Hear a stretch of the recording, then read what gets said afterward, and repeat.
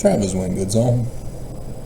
Over conference weekend, I had a person who wanted to know what the religion of the Jews was and what level of literalness that the prophecies of the Jews should be taken. And so since I couldn't just give a quick, simple reply, as Mormon anarchists love to use this bullying tactic on me by, when I do a long video having to explain things in great detail, I get the abusive comment of, get to the point. And if I get to the point, they say, I don't understand. Mormon anarchy, to destroy the Church of Jesus Christ of Latter-day Saints, even though they think they're protecting the church by attacking critics. No, no, no, no, no, no. It's going to backfire on you, just like it's doing to YouTube. So, if you hadn't paid attention, never read your Book of Mormon, Book of Mormon says it's in the learning of the Jews, thus the religion of the Jews. And I would hope that I've already had the comments. Nonetheless, there are those who ask or make comments out of ignorance, assuming that it's Orthodox Jews. You never read verse 4, did you? Pre-Babylonian captivity Jewish Egyptians. Thus, the Jewish religion is a modification of the Egyptian religion. Thus, the language of the Egyptians. The language is the religion, which is kind of cool. But not a single Egyptologist knows and understands this. They only know the learning of the Greeks from the Rosetta Stone language of the Egyptians. What the Rosetta Stone was the Greeks tried to phoneticize the Egyptian language, and they used their Greek vocabulary of their alphabet and imposed it onto the Egyptian characters so that it becomes a new language and not the Egyptian language. And nobody seems to know and understand this, despite being experts in the field. And so if you hadn't noticed, there's a Wikipedia page for Gardner's Egyptian sign list. And even though Budge's is longer, more signs are covered in it, nobody trusts Budge. Even Daniel Jackson of Stargate didn't understand why they still publish his books.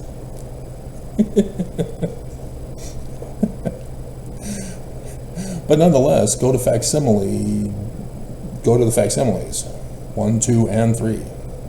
You'll notice there are bigger hieroglyphic pictures, and then there are small text, linear script. The linear script, Egyptologists have translated. You can see it on the Wikipedia page for the Book of Abraham. Michael Rhodes is the one who is credited for the translation. And he has some errors, and it's incomplete. Because if you went and checked the bigger hieroglyphic pictures, try to find them in Gardner's Egyptian sign list, you can't find them. Some of them you can, but many of the characters, for example, you can't. They're not in there. They're not listed. There are alternatives, but that's not the same. For example, Isis, who is in the personification of Hathor, standing behind Pharaoh, sitting on his throne, you have Egyptologists complaining that Joseph Smith is not a translator, he got it wrong, calls the Hathor character Pharaoh. And I just facepalm about how Egyptologists are not really good at their job. They get C's and D's in class. Anybody forget about the 18th dynasty?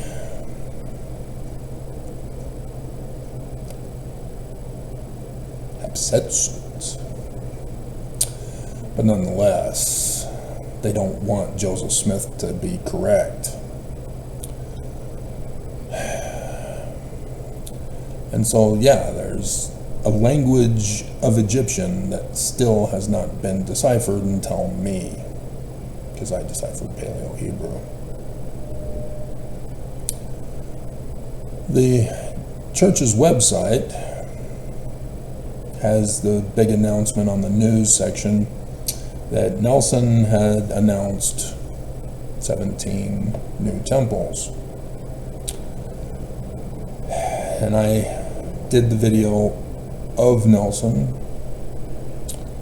for the conference weekend, so we're not going to redo that. But notice that the person who did the website article put "the prophet announces 17 new temples at the October 2024 General Conference." Mormons have no clue what that means. We know that the Book of Mormon contains words of prophets. We have Joseph Smith, who is a prophet. We even have, "We thank thee, O God, for a prophet." Notice it's a prophet, not the prophet. Why did they word it, "We thank thee, O God, for a prophet," and not the prophet? He's our founder. Did you know that when Joseph Smith was not in Nauvoo, the Times and Seasons titled Joseph Smith, rather than calling him by name, calling him the seer?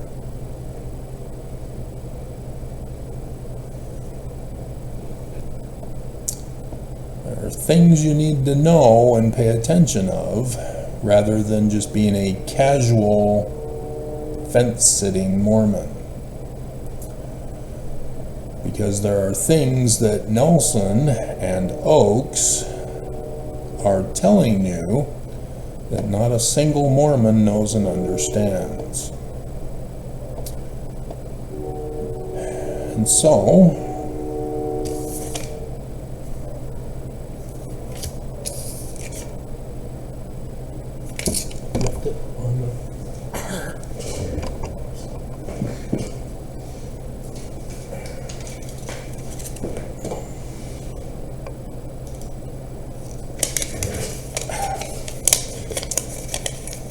had to get the rest of my food this morning that I wasn't able to get on Saturday because I had to do the conference video series for it.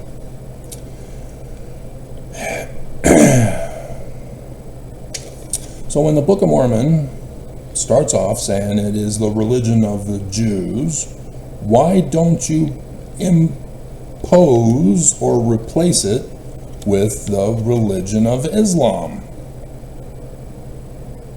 This was an easy question. It's not a trick question.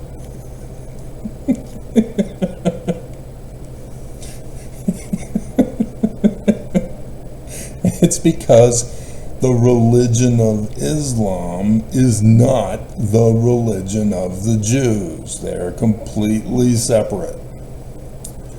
Likewise, the religion of the Jews is not the religion of Christianity. Yes, I'm very well aware of what that means as Mormon. I claim to be Christian with Jesus Christ. So, I've been putting the picture after I did the video explaining it, when I did the AI test to see if AI is speaking truth or if AI is a liar, liar, pants on fire. Liar, liar, or AI is indeed a liar, liar, pants on fire that cannot be trusted as primary source information. Which means AI is a financial consumer fraud. Must be pulled, banned from the stores. I have associative memory, and so words flash in my mind to speak, and I end up merging the two together.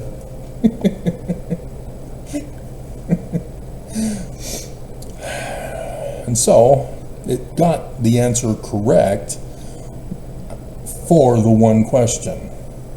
Is the religion of the Jews Christian? Christians say yes. They have to. But the answer was correct by AI overview of Google. No. The religion of the Jews is not Christianity. It is Judaism, a separate religion with distinct beliefs and practices. Rituals. Most notably, not accepting Jesus as the Messiah, which may seem strange and confusing if you're a Christian, because the authors of Matthew, Mark, Luke, John, and others designated by Christianity as the New Testament were likewise written by Jews, not Christians. And therefore, it is the religion of the Jews, not Christians. So as you read the book of Matthew, Mark, Luke, John, and the others, even book of Revelation, it is Judaism, a separate religion from Christianity with distinct beliefs and practices and thus interpretation. Most notably, Jesus Christ as a character, especially in Matthew, Mark, Luke, and John, is not the Jewish Messiah. How can that be if it was a Jewish author?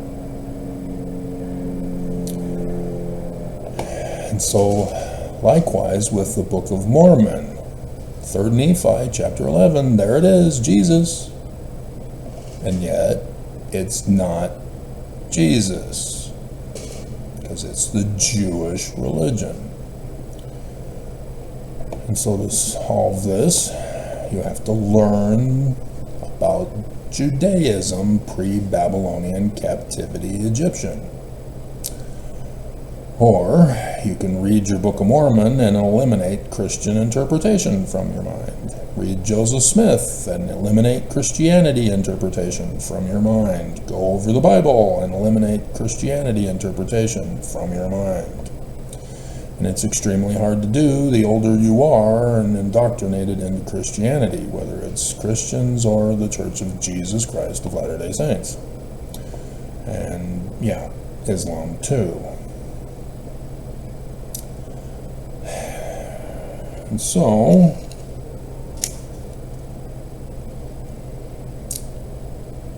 yeah, Muhammad started Islam, created it. That's what it means by to start. He created Islam. It did not exist before. He created it. That's around 600 CE. And so thus the Jews existed long before that. And so Constantine is the one responsible for creating Christianity. Did not exist before, created, began, started, came into existence with Roman Emperor Constantine, 325 CE, when he forced the various congregational leaders to gather at the Council of Nicaea to create the Nicene Creed. These things are historical facts, and to do revisionist history is abominable. So I still need to keep that, change the title. Religion. Okay, now I can throw it together. So the Jewish religion is based upon the Egyptian one, but with some differences. And in order to understand, you'd have to know the main Egyptian story upon which all of Egypt, government, religion, culture, is based upon.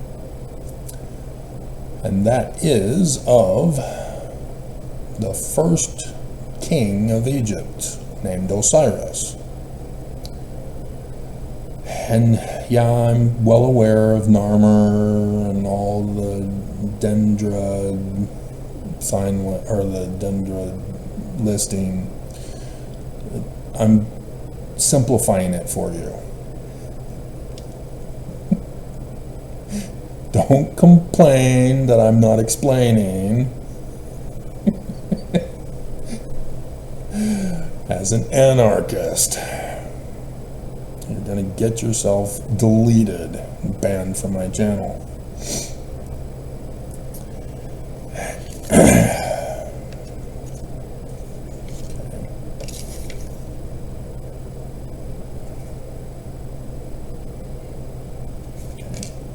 Can't get rid of those yet. And so Osiris was a good and righteous king. Egypt prospered under him, and his younger brother Set was jealous. He wanted to be king, and so he held a banquet and invited his king brother to come, and he had a game at the banquet in which he had built a coffin specifically measured for his brother Osiris. And he had other guests try it out to see if they could fit.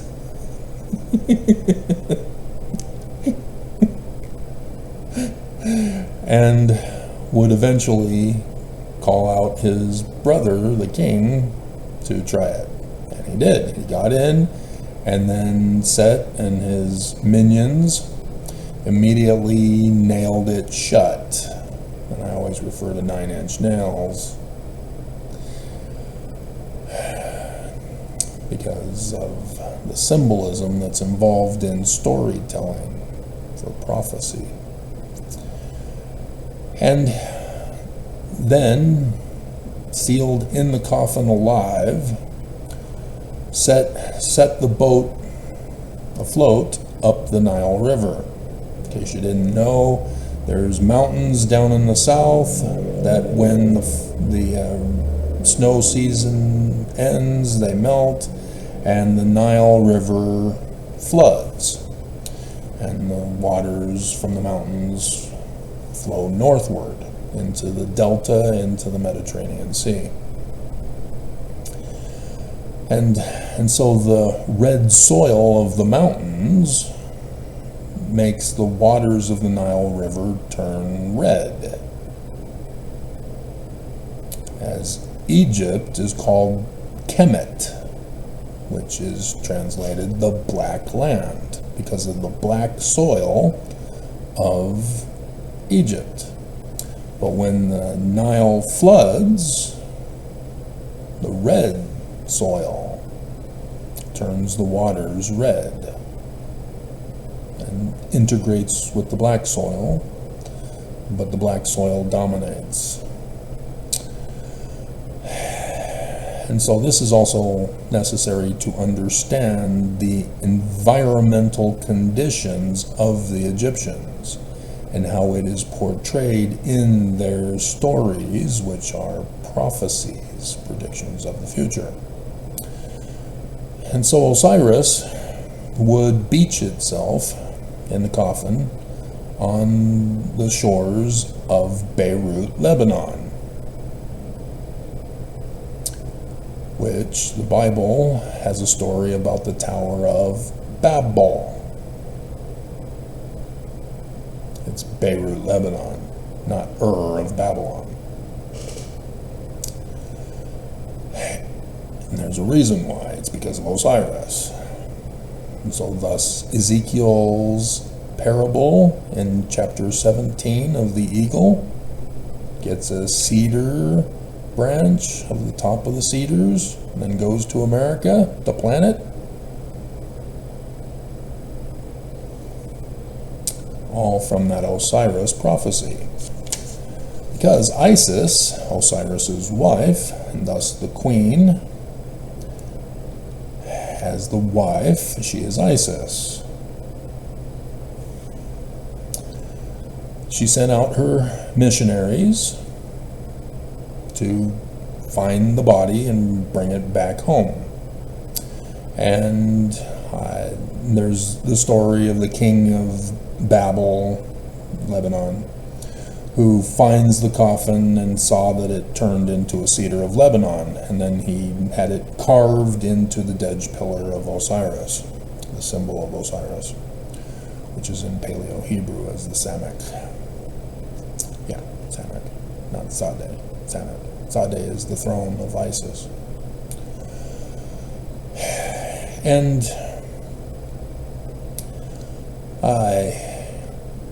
she brought him back to life, and Set found out and was upset. So this time he went with a sword and chopped up the body of Osiris into 14 pieces. There are later versions that say 42, because Egypt was divided into 42 provinces called nomes. And so they're purposely telling the story for the specific meaning. But the original was 14. We get this from a Greek historian telling the story. This is the oldest version that we have of it, but we know that the story exists before the pyramid texts in the 3000s BCE. Because they're talking about it as if the reader would already understand the base story from which it all came from, for many others as well. And Set then took the broken body parts, cast them into the Nile River, bleeding and all, to turn the Nile River red. And the body parts went up into the delta, into the Mediterranean, and all around the world. The scattering of the house of Osiris. The 14 body parts for the 14 tribes of Egypt. Egypt did contain the land of Canaan. Remember, Judah, part of Egypt, until Babylon. Assyria, likewise, or Assyria, when they came in and took over the northern part of Canaan, that was also Egypt's land. And you then have Isis again sending out her missionaries to the four quarters of the earth to gather the body parts of Osiris. She found 13 of them. She assembled them together, as she has priesthood powers. It was Babylon that began the enslavement of women, as Assyria paved the way, but it was Babylon, for the most part, that sealed the fate of women for all these centuries. Egypt was a little more liberal and equal for their women, despite the misunderstanding of what it means to be a slave, because the modern Babylonian, post-Babylonian meaning was used on the pre-Babylonian meaning. And I did the video the other day explaining the Torah slavery, that it's not slavery as the slavery of blacks from Africa carried over to North America as slaves. It's a different slavery. Slavery pre-Babylonian captivity was in regards to a needing to restore the damage for a crime that you committed against your neighbor. So if you stole from your neighbor, you're not only supposed to give it back, but you're also supposed to give back a certain amount more as a demonstration of how apologetic you are for having stolen from your neighbor. And so if you don't have to restore the damage, you then have to be that neighbor's slave to work off your debt. You're not supposed to be a slave for the rest of your life, and then your children's children, and so on and so forth. It's just until your debt is paid. And so it has to be equal work for the damage that was caused, plus the times 3 or upwards of 10, depending on the Bible passage for restoration. And then you're done, you're freed. You go back to your life. And obviously you're now poor, but Malachi explains what to do for the poor, as well as the Torah. That though fruit that falls from the tree to the ground is fair game for anybody walking by. You just can't pluck from the tree as a poor person. That is not your property. But anything that falls to the earth is fair game. You can't shake the branches.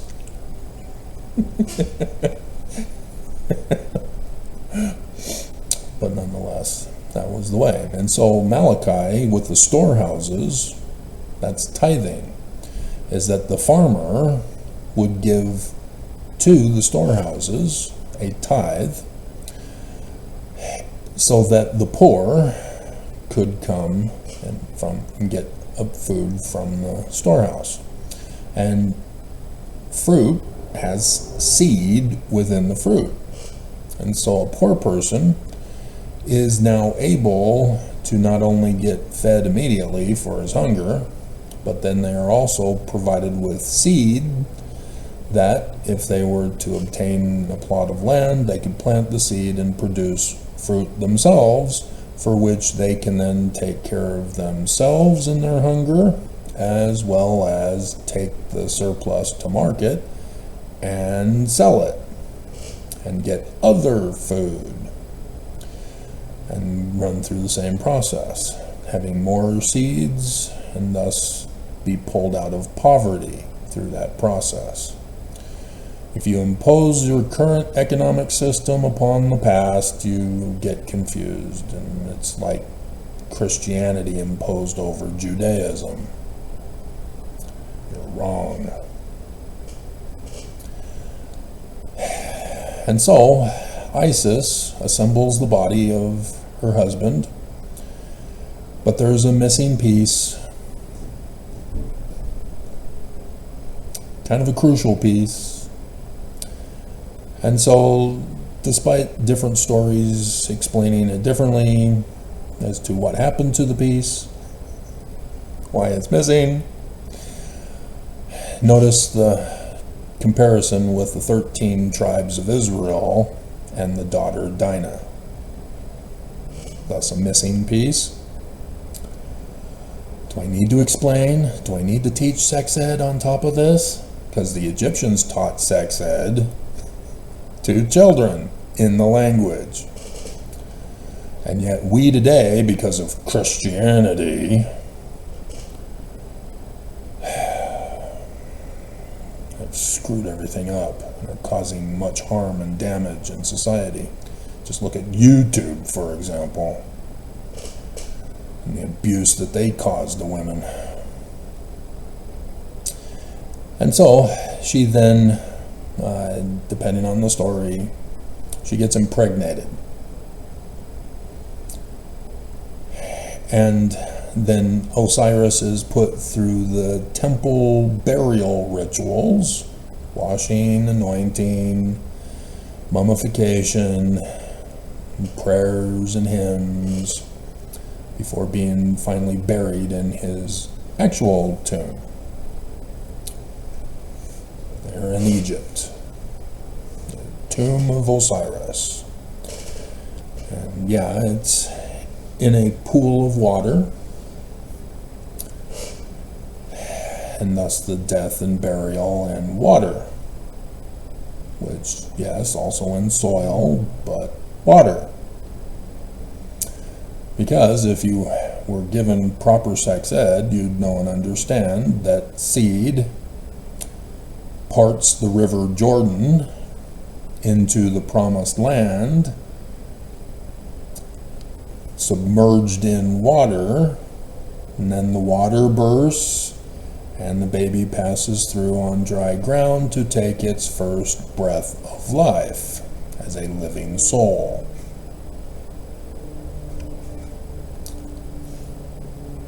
All of the symbolisms are in play. All of the prophecies also are in play. There is no one word meaning for a single pictured hieroglyph. Numerous meanings and understandings. It is a visual language. That's why the Greeks oversimplified it and led Egyptologists astray.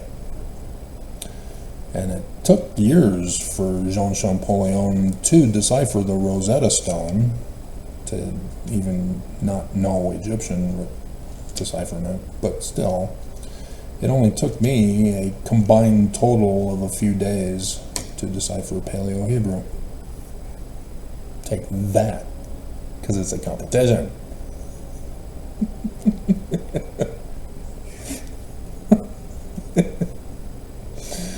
But the vocabulary testing took longer because of all the typing I had to do. But that's another story.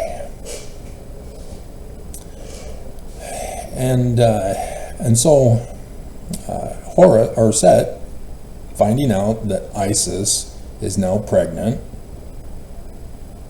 and would give birth and become Hathor, the house of Horus.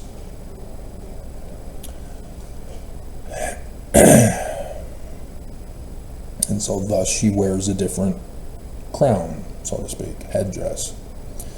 It's now the one in the facsimile number 3 for Hathor, not Isis, even though Isis is the name in the text above her head.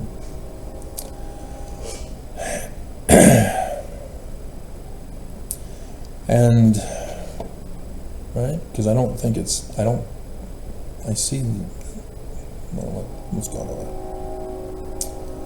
Facsimile number 3. Yeah, sort of. Can't blow this up. No. Yeah, words above. Anyway. taking too long.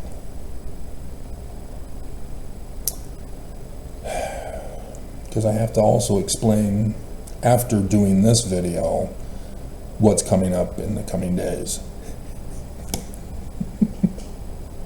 Yay! Wanted to retire. And so she has to flee because Set knows and understands what it means for her to be pregnant with a prince of Egypt.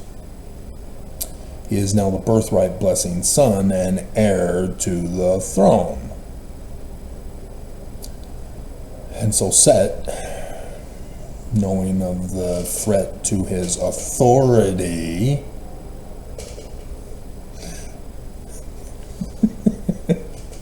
wants the baby killed, as well as the mother. And so she flees into the desert of Egypt and raises her child as thought,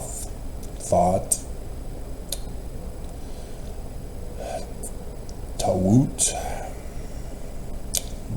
many pronunciations depending on which country origin you're from, thanks to the Rosetta Stone decipherment, not the actual Egyptian. And so I don't care about phonetics.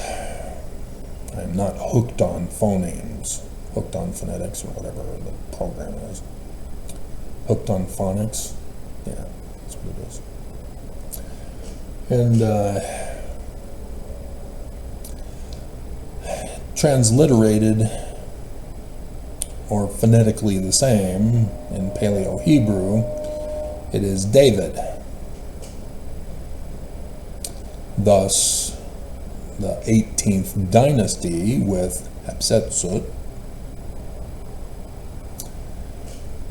is called the Thutmose dynasty.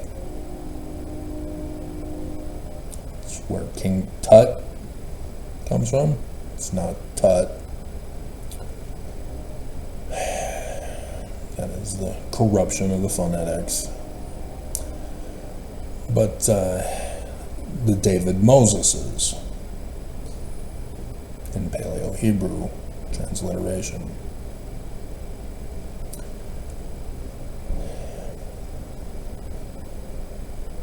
And so, yes, the origin of King David and Solomon.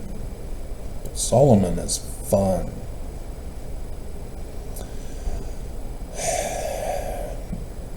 And so when Horus grows up,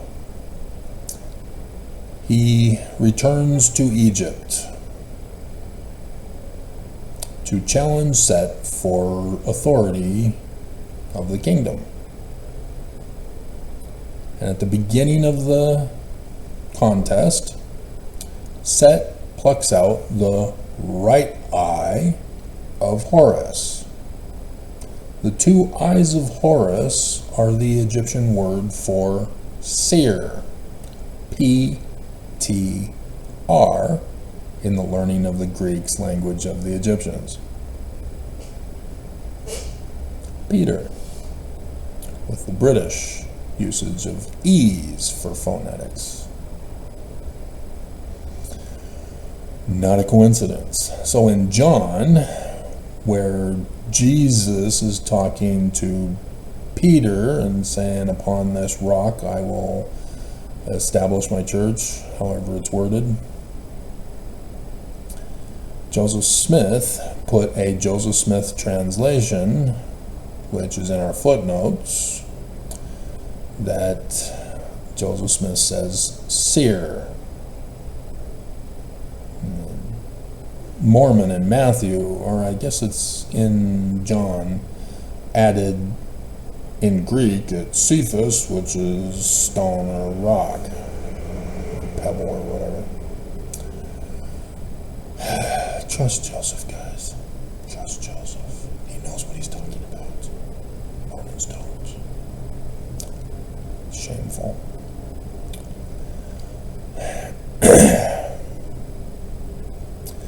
And so also as understood by the Egyptians, it's not just a one translation. Government, son, outer space, and husband, and thus also father. Religion, moon, wife, mother. And so thus moon with thought, David. Son with Amun, Amun-El, God, Amun, Emmanuel, sun god at noonday. Thus the David-Moses dynasty had Amun as their deity. And so they all had an Amun affiliation in their titles, along with Horus. Because Horus is the anointed one of the Egyptians to restore the throne of his murdered father. He is the Christ, christened with anointing, Messiah in Hebrew, anointed. This is the concept of kings. They are the Christ. So in the Book of Mormon, you have Moses Yah, whom Ammon tells King Lehi of the Lamanites, or the Noahites, Xenophites, who talks about the Jaredite records that were found, and asks Ammon if he knows how to translate it, and Ammon says Moses Yah knows how to translate it because he's a seer. And then King Lehi says a seer is greater than a prophet, and Ammon responds a seer is a prophet and a revelator, and is able to translate, even though I think he uses interpret instead, the records. So thus, section 107, verse 92, Joseph Smith is a seer, revelator, prophet, and translator. Nobody else, except his brother Hiram. And thus before Hiram, it was Daddy. Everybody doesn't catch on to this. Daddy is a patriarch, prophet, seer, revelator. He too was a translator, though. Hiram was not. And so only Joseph learned how to translate from Daddy. Nobody else. So yes, I know exactly what this means and the implications and ramifications for it. This is how I'm trying to help you learn how to learn, so that you should already know by now. Mormons are already uncomfortable. They're already trying to make excuses in their head to try to justify the church being true. It can't be. It's Christian, not Jewish. Automatically wrong. So I'm helping to explain further details rather than getting to the point, for which you would respond, prove it! Explain yourself. Anarchists. And so yeah, nothing about this church is true, because they claim to be Christian. They're not Jewish, so everything is wrong. They only claim titles. They deny the powers of prophet, seer, revelator, and translator. They don't even claim the title of translator. That's why.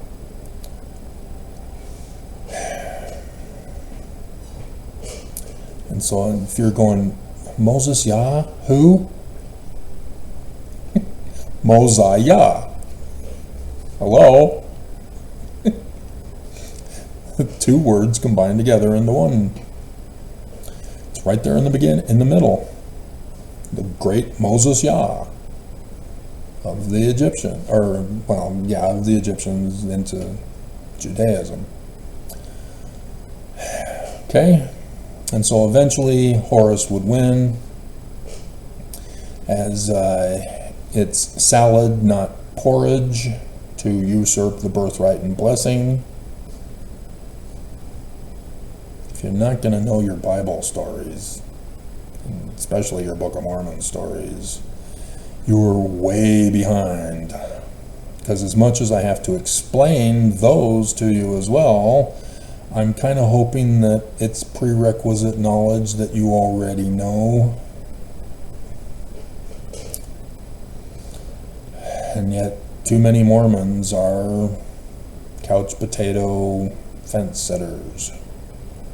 They go through the motions. They sit in church, sit in sacrament meeting, sit in Sunday school, which is now just 2 hours instead of 3, and so it rotates between the priesthood relief society meetings. And you only know what you recall from what you were told to believe. And the longer you go from when you heard it, the less you remember. And thus creates Mormon myths. Not just about tradition, not just about commandments by the living prophet of Jesus at the pulpit of conference. Oh yeah, we're not allowed to drink caffeine.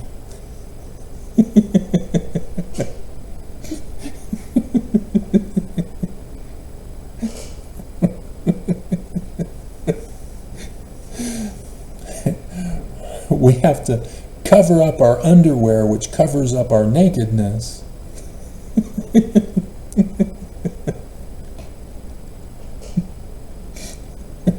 Otherwise, it's porn. I saw a Christian girl, and she's slut-shaming other Christian girls. Should Christian girls wear this?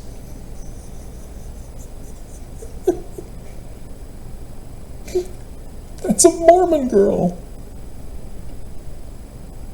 The For Strength of Youth pamphlet turns Mormon kids into slut-shamers, among many other abominations. Haters and anarchists. Family Proclamation too, but For Strength of Youth pamphlet. And so the infamous one that went national, the BYU co-ed girl who was layered. She finds at her home, I guess, her apartment at BYU, a letter from a guy who had not the courage to confront her personally about how she's dressing immodestly. Layered. And so the only thing I can see is that it was kind of a low neckline, about like that, maybe. I'm a taller, bigger guy, and so she's smaller and tinier, and thus proportionally, percentage-wise, equivalent. And he was offended and called her to repentance to conform and comply to the honor code at BYU. Because she's layered, fully in compliance with the dress standards at BYU for the honor code. I know, I went there. That's why I wear collared shirts. It's because of Rick's College having the same honor code. You had to wear shirts with collars. You can't wear t-shirts as guys. And so I compromised, as I was a rebel, wore the t-shirt underneath and then wore a colored shirt buttoned down, opened. I don't button up the, oh my God, no.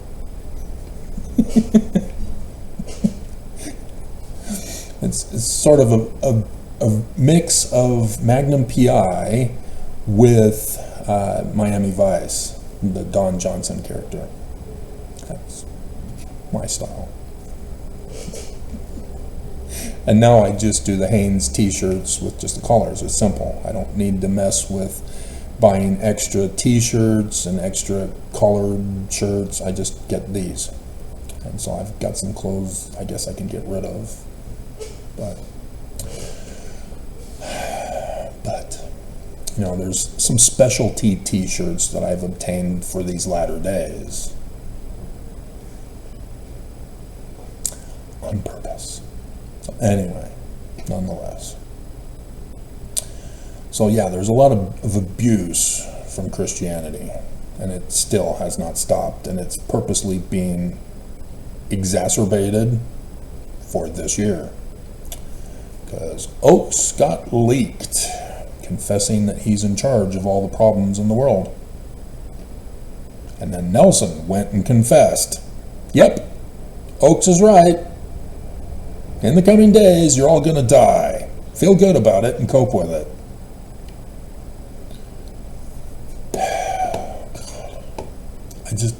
And there are just so many Mormons who just are not going to catch on because they don't understand we're supposed to be Jewish. We're not Jewish. We claim to be Christian, and therefore we're wrong. And as wrong, the church is maliciously wrong because they know they're wrong, but they continue to lie and deny because they are the enemy.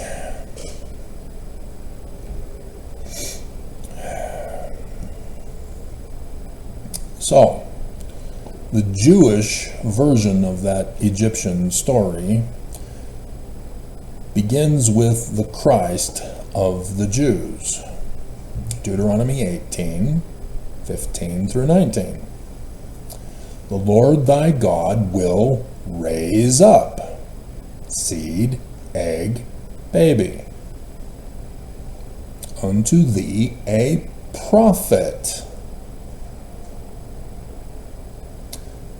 Now you need to understand what a prophet is, because the Church of Jesus Christ of Latter-day Saints says it's the title. And so anything a title says is a prophecy. Wrong. A prophet is one who predicts the future. Thus, I will raise up. This is a prophecy by the Lord thy God, which is actually the author. The author is a prophet, giving a prophecy in the context of the Lord thy God will raise up in a future time, a prediction of the future, prophecy. From the midst of thee. So this guy is a human being, human parents, not immaculate conception of Christianity, not daughter rapist heavenly father of a body of flesh and bones as tangible as man's. But yes, the Egyptians have their story of the parents of Osiris and Set, and Isis and Nephthys, and Elder Horus, to make 5, depending on the story that's being told, 4 otherwise, in which Nut and Geb are the names of the parents. And yes, it's not just a one-word meaning. It's a visionary language, multiple stuff. Nut is the heavens. Geb is the earth. So there's lots of stuff involved in that. And so they're the ones who gave birth, and they are brother and sister. And Atum, Grandpa, found out that brother and sister were getting it on and ordered his son, Shu, simplified as the heir, to separate them. So the dividing of the waters above and the waters below, and the dry land appearing as the Rakia air is in between. This should sound familiar. If not, I refer you to Genesis chapter 1.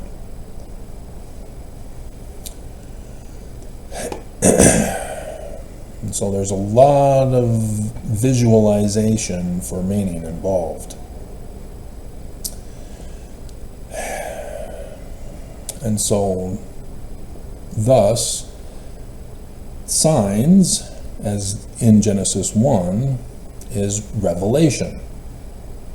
And using the Paleo-Hebrew spelling, it's the name of the Christ.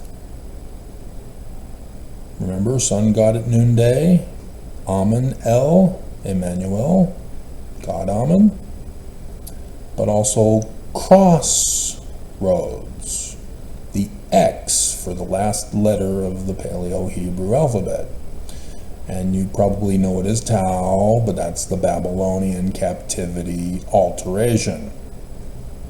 It's the Chi from Greek. And then the first letter, the A. But instead of straight up and down, on its side. Wouldn't you know it, we just experienced that on 8 April 2024. As the shadow of the sun god at noonday crossed over, passed over the two previous solar eclipse shadows, from the first one on the 21st of August 2017 and the second one over Utah, which the first one, 21st of August, over Independence and Adam-on-Diamond, and the second one over Utah, splitting it right in half, on the 14th of October 2023. The name of signs, like I said, it's not just a one-word meaning. It's visionary. They give you the name of the Christ, he who is from the crossroads of the sun god at noonday, who travels the sky in his wagon. But it's also the date of when he comes for the latter-day contest to restore the throne of his deceased father, who's not a literal father, it's a spiritual father. It's interesting because Cain and Abel, that's Osiris and Set. And notice how Adam and Eve in the story have another child and they name him Seth. And he gives birth to Noah through the generations. Noah is Horus. But then, after the dry land appears, with the waters parting, he now becomes the father. And Shem, the name, who is Amen in the Ogdoad Egyptian story of the equivalent, is now the birthright blessing son over Japheth even. He usurped it. But yeah, there's a whole bunch to explain, obviously. And so, yeah, this is the Joseph Smith Hiram. Joseph Smith was assassinated. But it's not through Joseph's lineage that the Mormon Messiah would come through. It would be through Hiram. He's the patriarch. He's the birthright blessing son. The Christ comes through him, not Joseph. And so this is where the Jewish concept of Christ comes from. It's not just the one, but it's about the one for the latter days. This is the man like Moses, like unto me. He will have all of the gifts of seer, prophet, revelator, translator. Revelator is day and hour, not inspiration, as this church has turned it into, to try to justify Joseph Smith looking at a rock and a hat, thanks to Martin Harris. Joseph had nothing to do with the composition of the Book of Mormon. Now that you understand that it is not Christian, you now understand the Book of Mormon is not literal history, that it was specifically written by a contemporary author and somebody who had to rewrite the 116 pages. Just like the book of Deuteronomy, just like the book of Matthew had to be written by a contemporary author of when it was written. It was not translated from a previous document by the gift and power of God of a rock and a hat, by a human who wrote it as a prophet, making predictions of the future of their Jewish religion, of the Jewish Christ. This is the main one that everybody patterns their stories after. This is the law. That's why. And so Noah is the man like Moses, the Christ. Joseph of Genesis is the man like Moses, the Christ. Samson is the man like Moses, the Christ. Moses is the man like Moses, the Christ. David is the man like Moses, the Christ. Solomon is the man like Moses, the Christ. Abraham, depending on when and where. Isaac, Jacob, man like Moses. And so other stories, man like Moses. So the parable of Ezekiel 17, the eagle carrying the branch from the top of the cedar of Lebanon, that branch is the man like Moses, the Christ. Jesus is the man like Moses, the Christ. Not literal history. Story, prophecy. Because Isaiah and Jeremiah give text prophecies. They say the prophecies. I give unto you a sign in the heavens, Virgo shall conceive Jupiter, and give birth to Jupiter, and shall call his name Emmanuel.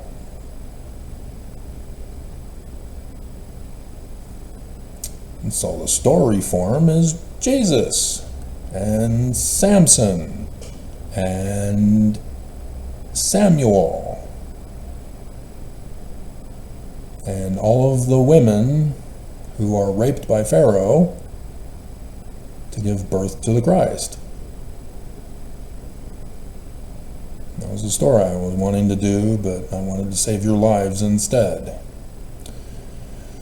And so this one is essential so that you understand the religion of the Jews, even though it's in the final days, kind of a little too late to cram.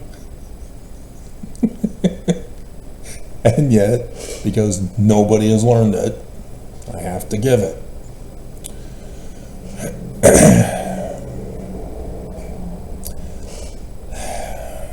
Okay, so in the Jewish concept, you have a forerunner who is Osiris, who sets up the kingdom, sets up the rituals, and is murdered by the enemy, who usurps the kingdom. And then the future descendant is the one who takes over the throne. And so those are the story prophecies of the Egyptians carried over into the various stories in the Jewish Bible, Jewish scriptures, but also in the Book of Mormon. Lehi has his first vision, just like Moses with his burning bush first vision. And then Lehi has his second vision. Hey, an exact same pattern match to Joseph Smith's second vision. These are visions of a seer, dreams, not literal history visitations that the Church of Jesus Christ demands you accept and believe as true.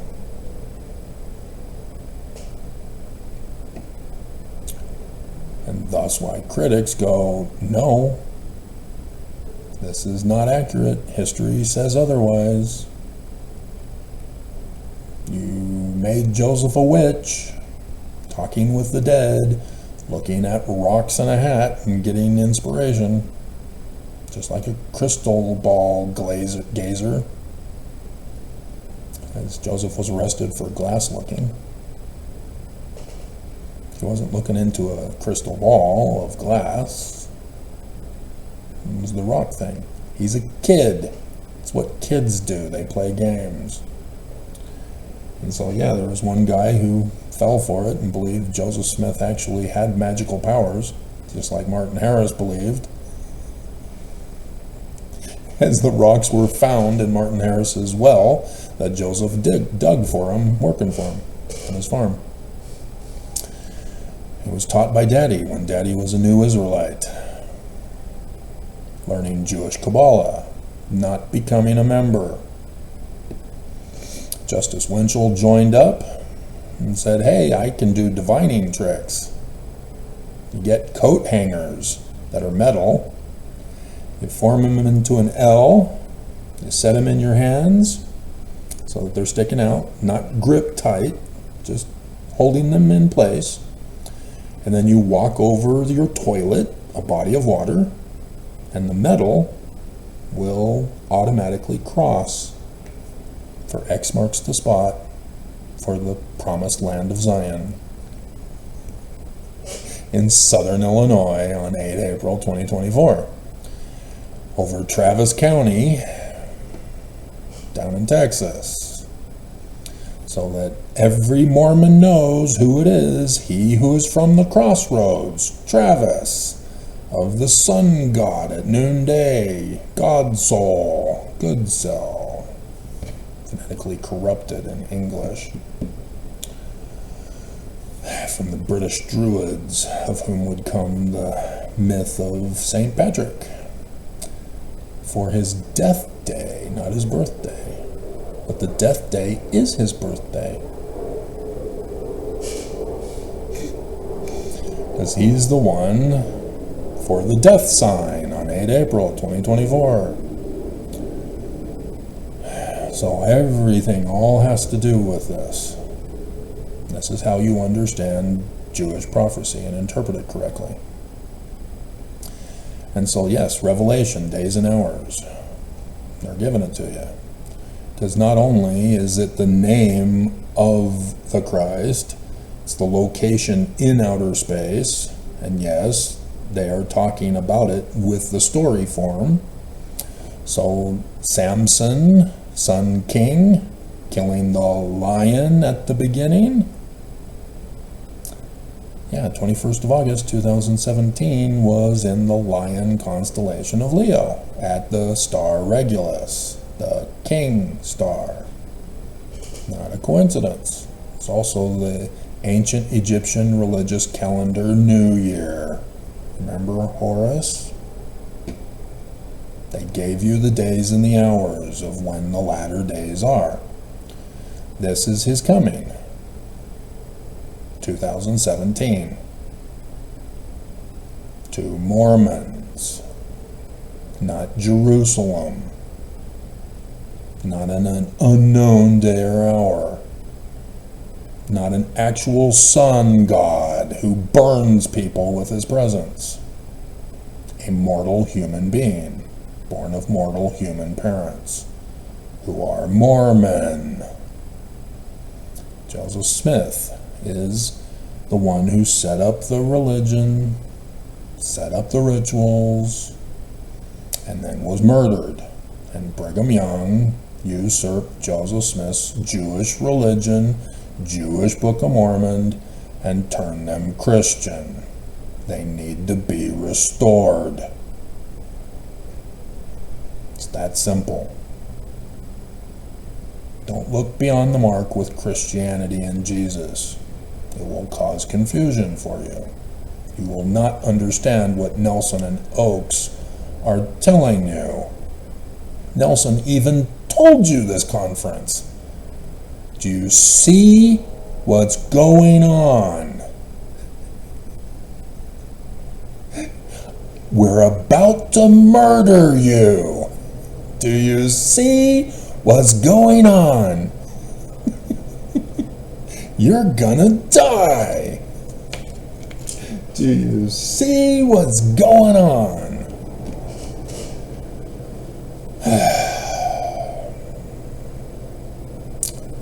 No, you don't. No, you don't. Because you're using Christian interpretation going, oh, Jesus is coming, the church is true. No. No, no, no. Okay? And so, the Exodus of Lehi, he's the man like Moses. Notice, Nephi is not even born, doesn't go, because Lehi is the Christ. And then we find out that later that year, Nephi is born on the 23rd of September 2017.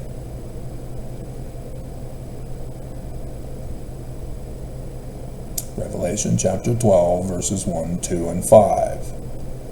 There in 1 Nephi chapter 1, verses 8 through 10.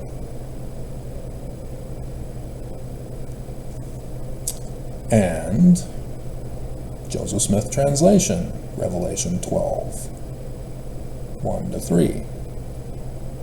And Isaiah chapters 5 and 6. And so Samson killing the lion, notice it's young lion. Notice Samson has just hit puberty and is getting married.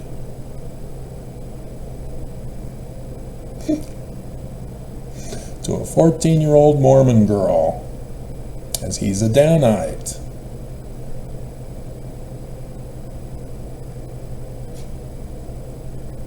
See, I'm having difficulty believing that the Danites were smart enough to know what they were doing, even though they were mocking Joseph Smith, naming it Adamon Diamond Nabu, calling him the seer. They were mocking him. They called Brigham Young the Mormon Moses. That's why Nelson is called the prophet. That's why Muhammad is called the prophet. Notice Christians don't have prophets, seers, revelators, and translators. Notice they only have the keys of Peter, James, and John, but are only the title of bishop as the highest rank. Notice Nelson says he only has the keys of Peter, James, and John, when Joseph Smith makes it very clear in verse 91 of section 107, the head of the church is the Christ, the man like Moses of the Jews. So Joseph Smith also explains it in numerous places, as the Book of Mormon does likewise.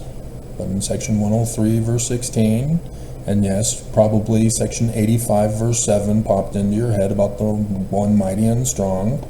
Yeah, Deuteronomy 18, that's where it comes from. 7 is verses 15 through 19. 8 is verses 20 to 22. The false prophet. And so on verses 15 through 17, this is how you can interpret all of Scripture. Because it's Mormon. It's about Mormonism. It's about the Mormon Christ. You Mormons are the house of Israel. It says so right here. The redemption of Zion. Millennial Zion. With the millennial Christ that Nelson mentioned, and yet was referring to Jesus, not the Jewish Christ, who's a human, who's Mormon, who's me, in case you didn't catch on that my name is Travis Wayne Goodsell, he who is from the crossroads of the Wagoneer sun god at noonday. Which name, Wayne, is the same name as my father, not just sun god. Because Joseph Smith, no, it's Joseph, that's the same name as his father. He didn't have a middle name. I do. The middle name is the same as my father's. That was Joseph Smith Sr.'s brilliance. He prophesied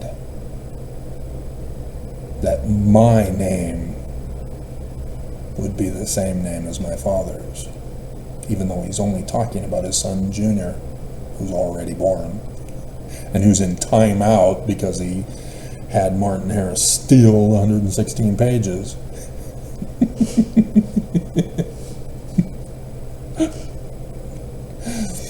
But knowing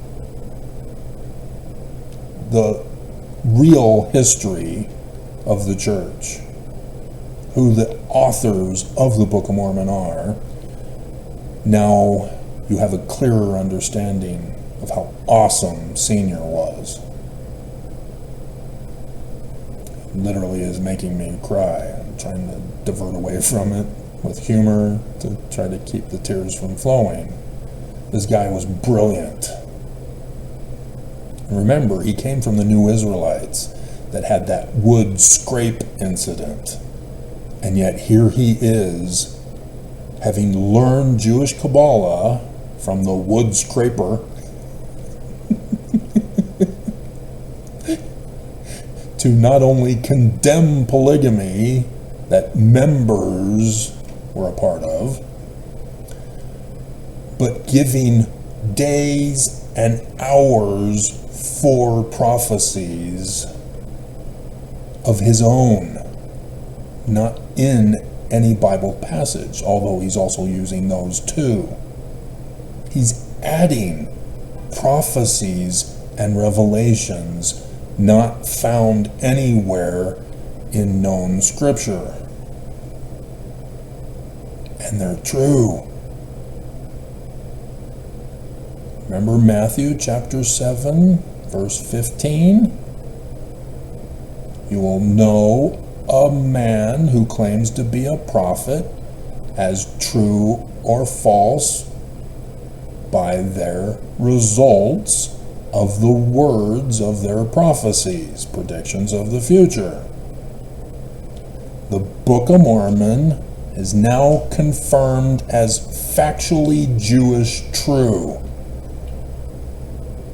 They've all happened. Thus, true prophet wrote the 116 pages. And so here Joseph Smith, having been taught by his daddy, is saying, therefore I will, this is a prophecy of Joseph Smith, right here, raise up, Deuteronomy, plagiarism, proof of the truth. No, he's altering it to show you the Jewish religion is our religion and it's our Christ who's going to be a Mormon. That's why it's plagiarized. Because everybody has to obey the law. everybody has to talk about the man like Moses. Joseph Smith has to do it, the Book of Mormon has to do it, and here it is, and not only that, it's going to be a Mormon. And here I am.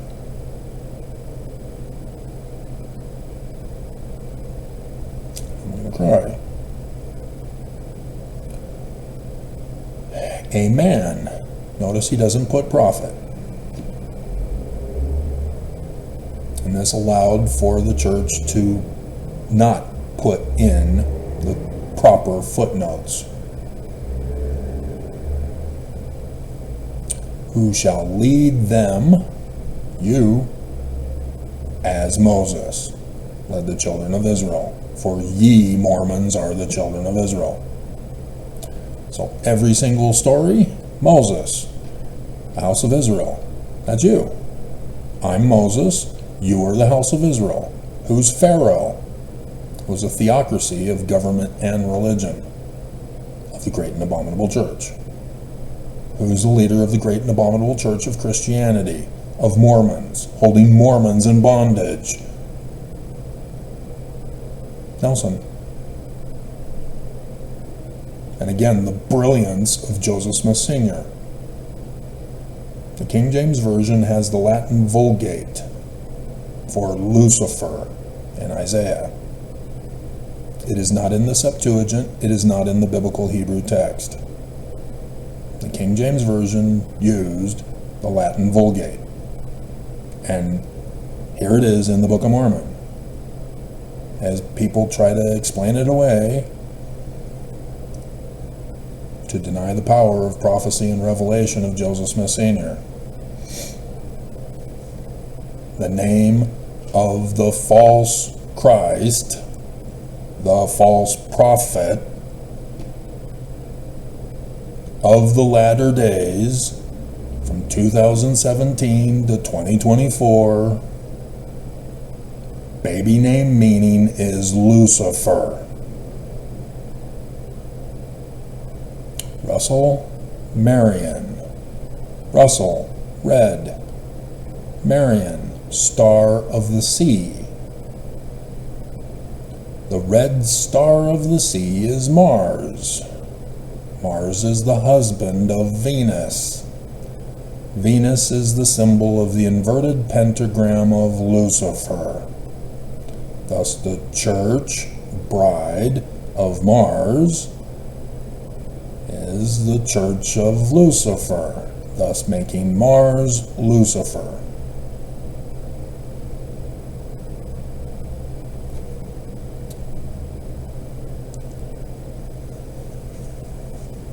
Here I am, here is Nelson.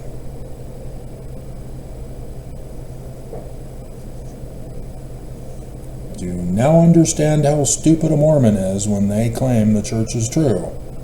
They're correct, but not.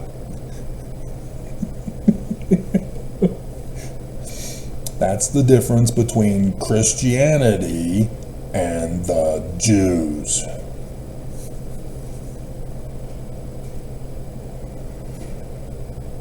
Okay?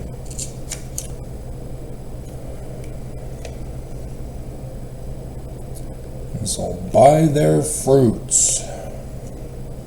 So when Holland said, "This is the Sabbath Sunday," do you understand what he said wrong? How he's a false prophet? Did you test his words to see what the results are? Why do we call Sunday the Sabbath? Why do the Jews not call Sunday the Sabbath? These are things you need to know. And so thus why I've been trying to go over with you, for the latter days, you need to know the Jewish calendar system, which is Babylonian. But the Jewish holy days come from the Bible and placed in the Babylonian calendar, with Saturday as the seventh day of the week, the day of rest, which comes from the Babylonian superstition of the number 7.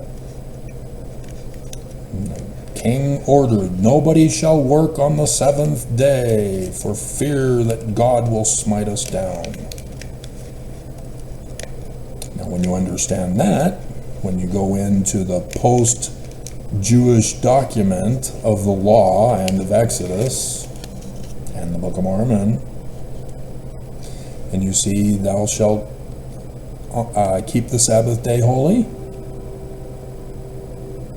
it's not talking about the Babylonian religion.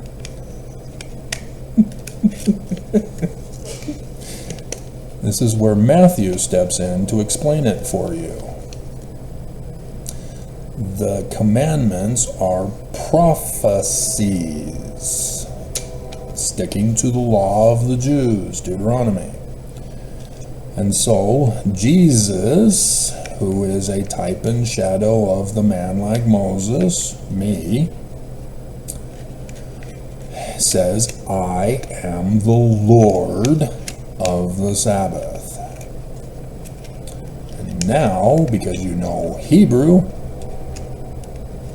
you got a better understanding of what he meant there.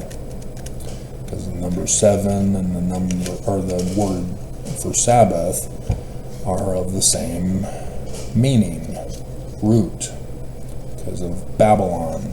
It's Semitic Hebrew. And so they're trying to say that, yes, we're using the Babylonian calendar, but it's going to be twisted to our religion for our coming Christ. And yes, Saturday is a big part of that. 23rd of September 2017 was Saturday. And so is the Day of Atonement in the coming days. This Saturday, the Day of Judgment, Atonement. And so that's the next video I got to do for you. Okay?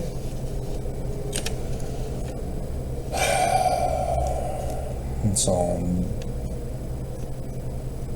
yeah, any Christian who speaks, they're automatically false, and thus they are a false prophet. They failed the test of Matthew. And it kind of sucks for them. They're confused. They don't understand. They believe the lie of their leaders, and fooled by the Pope, as they treat the Pope just like Mormons treat Nelson. And yet Mormons believe that the Pope is a false leader. It's the wrong Jesus. And yet Mormons don't realize it's a beam in the moat. As you falsely accuse the Pope, so likewise you too are guilty of what you are accusing the Pope of. And that's Deuteronomy 19.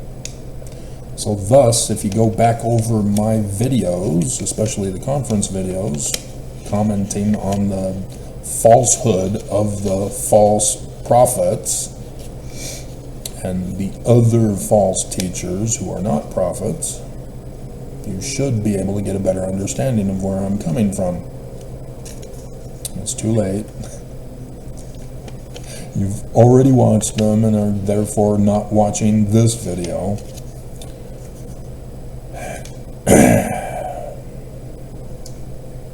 You're supposed to put people to the test.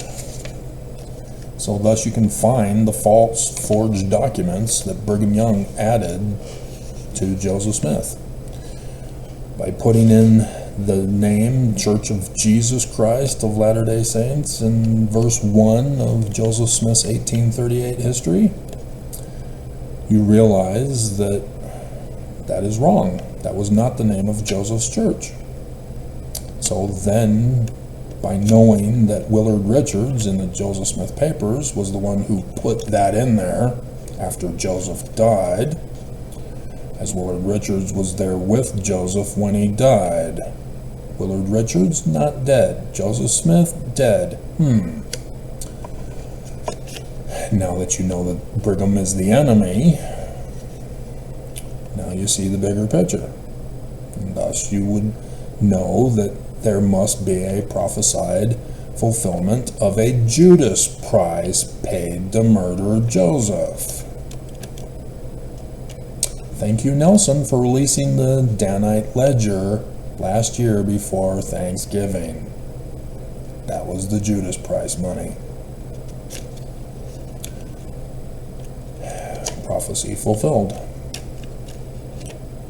This church is not just not true, it's also the great and abominable church of the Book of Mormon, because it's Christian.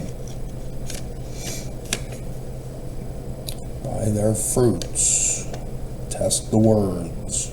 Don't just automatically believe and get a spiritual witness feeling, because that will lead you astray. Okay?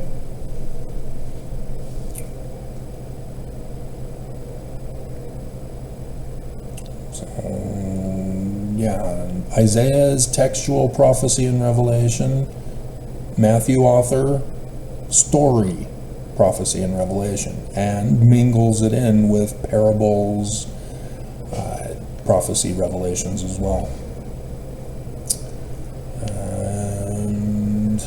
And so, even includes quotes from Isaiah. Thus saith the prophet, which is Isaiah.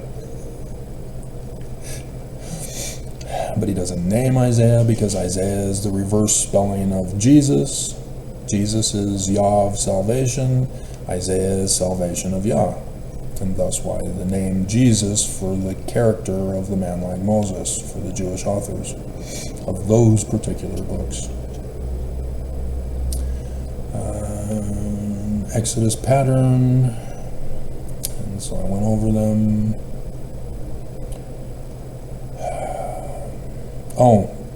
Also with the calendar, the Jews were conquered on 9th Ave by Babylon, destroyed the temple. Then the temple would be again destroyed by Rome on 9th Ave. The second temple destroyed also on 9th Ave. 9th Ave plays a very crucial part in the holy days of the Jews for the prophecies of the latter days. For example, this last year of the latter days on 9th Ave, 1 Kings 18, Elijah versus the priests of Baal. What happened? Priests of Baal failed to have Jesus come, didn't show. So Elijah's mocking Jesus for not coming. Is he taking a piss? Is he sleeping? Is he on vacation spreading poop on the walls of the Capitol? Where is he? And then it was Elijah's turn. The God Yah, Emmanuel, from Ishmael. The name of Yah is Sun God. And Elijah first pours water all over the altar. And then comes lightning that causes fire. So on 9th Ave this year, what happened? I did the countdown. It happened. I had pictures. The flooding that occurred here in Utah. Remember, it's all about Mormons. Utah, the great and abominable church of Baal. The false priests didn't have Jesus show for 8 April 2024 because Nelson didn't finish the temple so that Jesus could suddenly come to his temple. Prove the church is true. Oops. And then he came out and said, yeah, it's going to be another 2 years. But notice this time, they opened up the courtyard. They made sure to get the courtyard finished this time. Not good enough. Can't come to his temple if the temple's not finished. Got to have the palace finished with his new throne finished. Oops. Nelson failed. Hilarious. And now that we know that he's Lucifer, we can mock him to no end. just like Elijah did to the priests of Baal. Mormons don't understand this. They think that I'm being mean. You're the enemy. Of course I'm mean. Contend against no church but the church of the devil. Real simple. It's in the Deuteronomy Doctrine and Covenants passage of Joseph Smith. I'm just being obedient. You're the ones being wicked. And so the Jews based their holy days for prophecies and revelations in the Babylonian calendar. And as such, when the author of Daniel came along and talked about Nebuchadnezzar's dream of a statue idol god, yeah, that's the different kingdoms who would be ruling over the Jews, Babylon being first, not Assyria. Because Assyria did not conquer the Jews. And so each segment of a different kingdom conquering the Jews, all the way down to the iron feet of Rome, mingled with Christian clay. Yeah, Christianity also, by Roman Emperor Constantine. Now this is amazing because the book of Daniel was written before Constantine. Thus, it is a prophetic work, and it came true. And thus, Christianity is the iron feet mingled with clay. And what happened to that Christianity? Yeah, a rock from the top of Utah rolled down to destroy Christianity. So yes, it's Joseph Smith, but yes, it's me, according to the prophecies. That's all the book of Daniel is talking about. He has to follow the law of Deuteronomy, the man like Moses. And so the rock, Peter, seer, is the one who destroys Christianity of the great and abominable church of Jesus Christ of Latter-day Saints. And thus in the coming days, the day of judgment, and then the Feast of Tabernacles, tents. Just remember, with the Exodus, Moses was in a tent. The temple was a tent. They did not have Zion built in the Promised Land. And so here it is, prophecies fulfilled. And so any dumbass who says nobody died yesterday, Travis, you're not looking at the bigger picture. You're not listening to my videos. I told you, I am paying attention because the first year's October Sunday conference, Hales died. This is the last year. The church has to fall. It falls by the Exodus story pattern. Pharaoh loses his son. The heir to the kingdom dies. Every single president since Brigham has all died according to the pattern in which Joseph was murdered by Brigham. That's the curse of Joseph Smith. That's what I'm watching for. This is the last year. This church has to fall.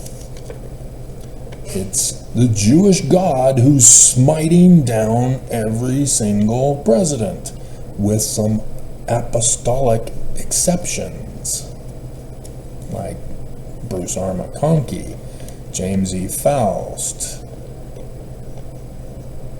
Perry Packer Scott. Scott died on Yom Kippur in 2015.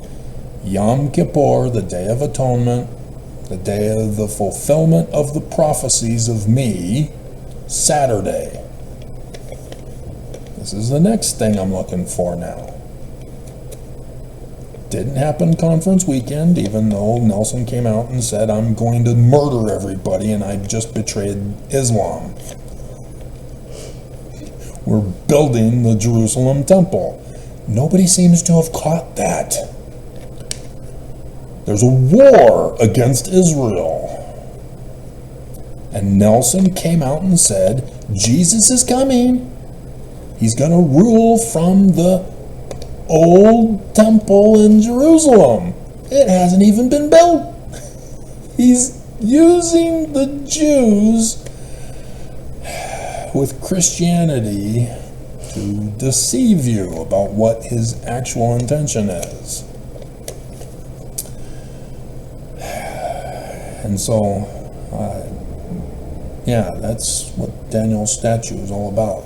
You need to know your Jewish calendar. I've given you the link over the years, and even recently. I can't do everything for you in every video. And I can't get to the point because then you want explanations. Quit being an anarchist. So, you're supposed to study and learn. Alrighty, I think that now covers it all. We're now going on to 2 hours. Okay, well, this allows me more Battlestar Galactica time. Which, Kolob, is where Apollo's wife dies. Very sad. Guess she went on to Dr. Quinn medicine chick. Not sure. I'd have to check her filmography as to what she did after Battlestar Galactica. She could have been doing Dr. Quinn medicine chick before Battlestar Galactica. I don't think so, but maybe. Or was that in the 90s? Maybe she did something else in between. I don't know. I'm not concerned about it.